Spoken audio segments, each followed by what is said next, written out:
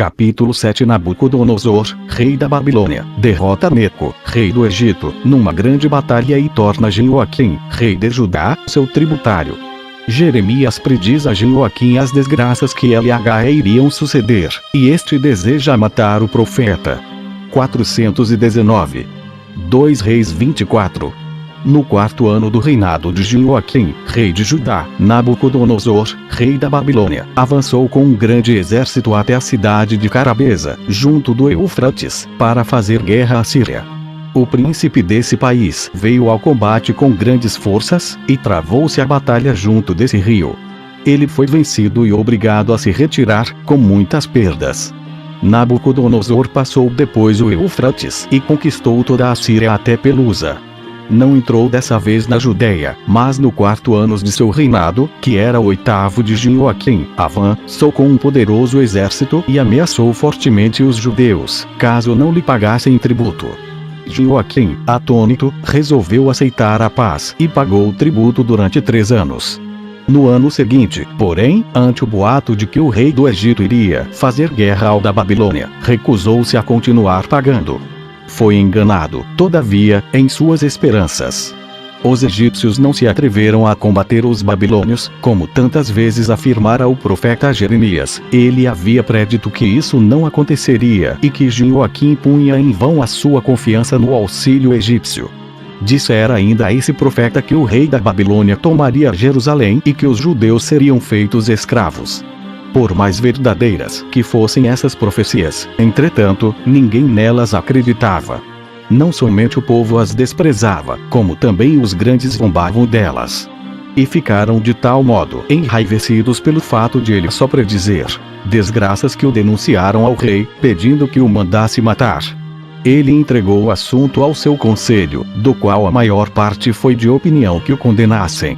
Outros, mais sensatos, aconselharam-no a mandá-lo embora sem lhe fazer mal algum, porque ele não fora o único a profetizar as desgraças que deveriam acontecer a Jerusalém. O profeta Miqueias e outros ainda haviam profetizado a mesma coisa, sem que os reis que então viviam os tivessem maltratado por esse motivo. Ao contrário, haviam-nos honrado como profetas de Deus.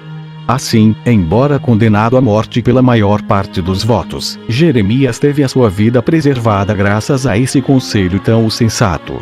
Ele escreveu todas essas profecias num livro e leu publicamente tudo que nele havia escrito.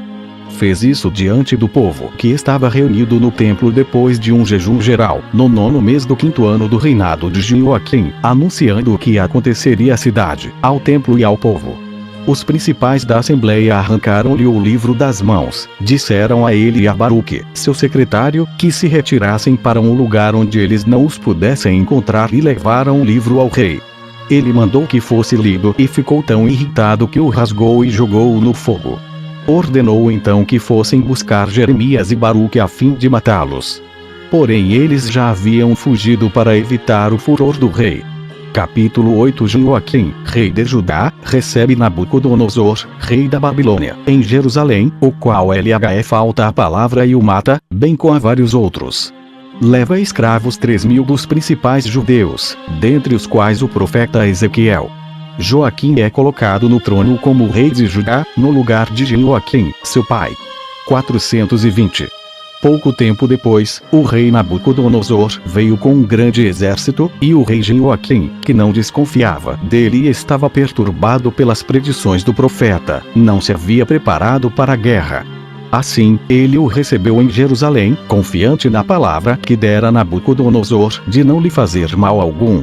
Mas ele faltou à palavra, mandou matá-lo, juntamente com a fina flor da juventude da cidade, e ordenou que lançassem os corpos fora de Jerusalém, sem lhes dar sepultura. Depois de tal perfídia e de tão grande crueldade, ele constituiu como rei em lugar de Jeoaquim o filho deste, Joaquim, antes chamado Jeconias, e levou escravos para a Babilônia 3.000 dos principais judeus, dentre os quais estava o profeta Ezequiel, ainda muito jovem. Esse foi o fim de Jeoaquim, rei de Judá. Viveu apenas 36 anos e reinou 13. Joaquim, seu filho, que ele tivera de Neusta, a qual era de Jerusalém, reinou somente 3 meses e 10 dias. Capítulo 9. Nabucodonosor arrepende-se de ter escolhido Joaquim como rei. Manda buscá-lo como prisioneiro, juntamente com sua mãe, os principais amigos e um grande número de habitantes de Jerusalém. 421. Nabucodonosor arrependeu-se bem depressa de ter escolhido Joaquim para rei de Judá. Ele temia que o ressentimento pela maneira como fora tratado o pai levasse o filho a se revoltar, e mandou um grande exército sitiá-lo em Jerusalém. Sendo Joaquim um príncipe muito bom e justo, o seu amor pelos súditos e o desejo de preservá-los daquela tempestade levaram-no a entregar como refém a sua mãe e alguns de seus principais amigos e parentes aos comandantes do exército inimigo, depois de obter desses mesmos comandantes, sob juramento, a promessa de que não lhe fariam mal algum, nem à cidade. Não se passou um ano, porém, e Nabucodonosor faltou novamente à palavra. Ordenou aos seus generais que lhe enviassem prisioneiros todos os moços e artífices de Jerusalém. Elevou-se o seu número a 10.832, e entre eles estavam o próprio rei Joaquim, sua mãe e os seus principais servidores. O pérfido príncipe mandou que fossem guardados com o maior cuidado. Capítulo 10. Nabucodonosor constitui Zedequias rei de Judá no lugar de Joaquim. Zedequias faz aliança contra ele com o rei do Egito. Nabucodonosor cerca-o em Jerusalém. O rei do Egito vem em seu auxílio. Nabucodonosor levanta o cerco para combater o rei do Egito, derrota-o e volta para continuar o cerco. O profeta Jeremias prediz todas as desgraças que deverão acontecer. Metem-no numa prisão e depois no poço, para fazê-lo morrer. Zedequias manda retirá-lo e pergunta a Eliagai o que deve fazer. O profeta aconselha-o a entregar Jerusalém. Zedequias diz não poder tomar tal decisão. 422. 2 Reis 25. Nabucodonosor, rei da Babilônia, constituiu Zedequias rei de Judá no lugar de Joaquim, seu tio paterno, depois de fazê-lo prometer com juramento que seria fiel e não faria nenhum entendimento com os egípcios. O soberano tinha então somente 21 anos e era irmão de Joaquim, ambos eram filhos do rei Josias. Como mantinha junto de si apenas jovens de sua idade, que não eram homens de valor, mas ímpios, ele desprezava também a virtude e a justiça. O povo, à sua imitação, entregava-se a toda sorte de desordens. O profeta Jeremias ordenou-lhe diversas vezes, da parte de Deus, que se arrependesse, se corrigisse e não acreditasse mais nos homens de mau espírito que o rodeavam, nem nos falsos profetas que o enganavam, afirmando que o rei da Babilônia não sitiaria Jerusalém e que o rei do Egito far-lhe-ia guerra e o venceria. As palavras do profeta fizeram impressão no espírito do príncipe, e ele queria mesmo seguir aqueles conselhos. Mas os seus favoritos, que o manipulavam como queriam, faziam-no mudar de opinião. Ezequiel, que estava então na Babilônia, como dissemos, predisse também a destruição do templo e mandou dar a notícia a Jerusalém. Mas Zedequias não prestou fé às suas profecias porque, embora se assemelhassem em todo o resto com as de Jeremias, e os dois profetas estivessem de acordo no que se referia à ruína e ao cativeiro de Zedequias, parecia que eles não combinavam nisto. Ezequiel afirmava que ele não veria a Babilônia, e Jeremias sustentava que o rei da Babilônia o levaria prisioneiro para lá. Essa discordância fazia com que o rei não prestasse fé às profecias. Mas os fatos lhe mostrarão a verdade, como diremos mais detalhadamente a seu tempo. Zedequias antes chamava-se Matanias. 423.